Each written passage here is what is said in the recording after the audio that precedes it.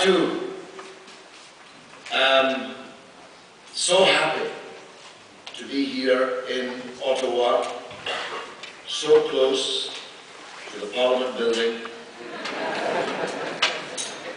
I can almost sense Mr. Kenny's presence. So close to the Supreme Court, where it may all end up. I'm feeling so lucky, despite not being any kind of gambling man. Today I bought a lottery ticket. The prize is $30 million. Wouldn't that be the greatest of all our achievements if on behalf of the anti-war movement I scooped the lotto this evening?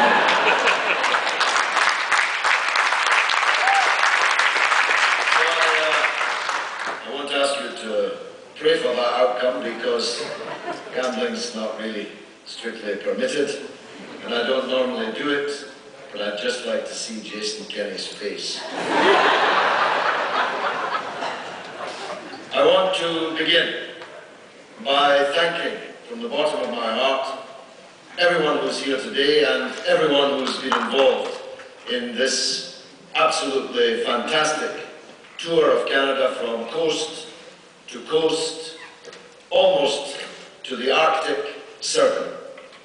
We have personally addressed thousands of people, thousands, 7,000, 8,000 people have come to these rallies, sometimes in inclement weather, in fact always in inclement weather, paying money for tickets, donating generously to the various fundraising appeals, and if you add the media appearances on every stop, our message has reached millions of people in Canada over the last 2 weeks.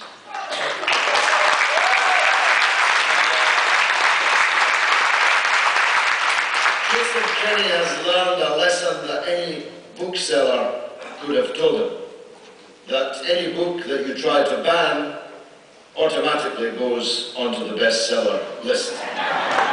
And we're now definitely on the bestseller list, and we intend to stay there. Christine said this was the last speech, but in fact, as we say in French, it's really à bientôt, because Mr. Kenny, until this matter is resolved, I'm going to be coming back to Canada again and again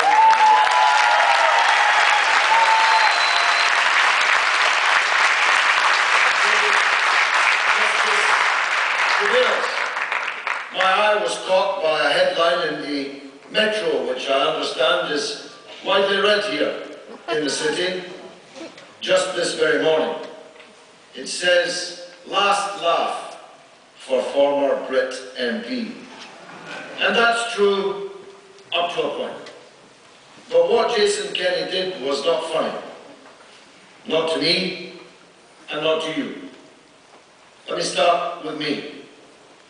To be slandered in front of the entire world, whilst sitting in the mother of all parliaments for a quarter of a century, as a member, not a supporter. The government documents say that I was a member of a terrorist organization and that I was a threat to the national security of Canada. It doesn't get much more serious than that. It must have come as a great surprise to Her Majesty the Queen, in whose parliament I had sat for so long, regularly meeting her in Buckingham Palace. Imagine her surprise when she learned that not only was I a member of a terrorist organization, I was harboring some weird, perverse determination to damage the national security of one of the members of her Commonwealth. must have come as a surprise to the various speakers of the House of Commons under whom I sat, regularly chosen as the Parliamentarian of the Year, Parliamentary Debater of the Year, dilating on issues great and small, national and international, all the while secreting about my person my membership card of a terrorist organisation and my determination to harm Canada. It must have come as a surprise to the Central Intelligence Agency of the United States of America because, of course, even under George Bush's presidency, I was regularly travelling into the United States, speaking at meetings such as this, north, south, east and west, and all the while Jason Kenney knew something that the CIA didn't know.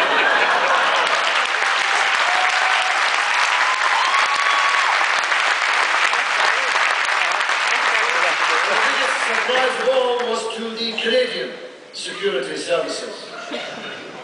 Because as our court discovery process revealed, although not without a long and bitter fight, the Canadian security services in writing told Jason Kenney that both of these allegations were false, that I was not a member of a terrorist organisation and I was no threat to Canada's national security.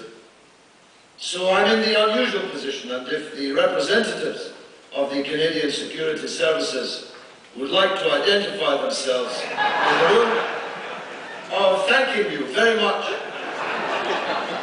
for at least speaking the truth to power. But what can we say about a government, the government of Canada, which lies on such a scale, even whilst in possession of their own intelligence services, repudiation of the central case that they were making in front of the Canadian public? I noticed that their tune has slightly changed. Now they're saying I was never banned at all. Well, go back to the coverage. Go back to the statement of the factotum of Mr. Kenney, Velshi Khan. He said, and he said it in writing, in email traffic, we have to make sure that no sleepy border guard allows this man to enter Canada. He said on television, Galloway's not coming to Canada and that is that. I said then that that is not that. And I was right.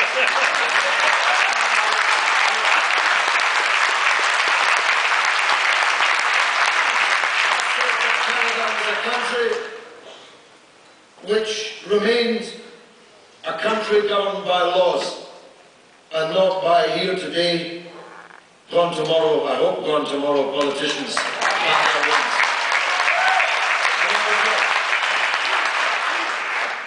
But of course this matter cannot end here. I went looking for Mr. Kenney in Calgary. It was a very snowy and icy day. Maybe he was tucked up under a duvet somewhere. Although his assistant said that he thought the minister was in Ottawa. I said that's fine, because I'm going to Ottawa. And Jason Kenney should meet me man to man in Ottawa to resolve this matter.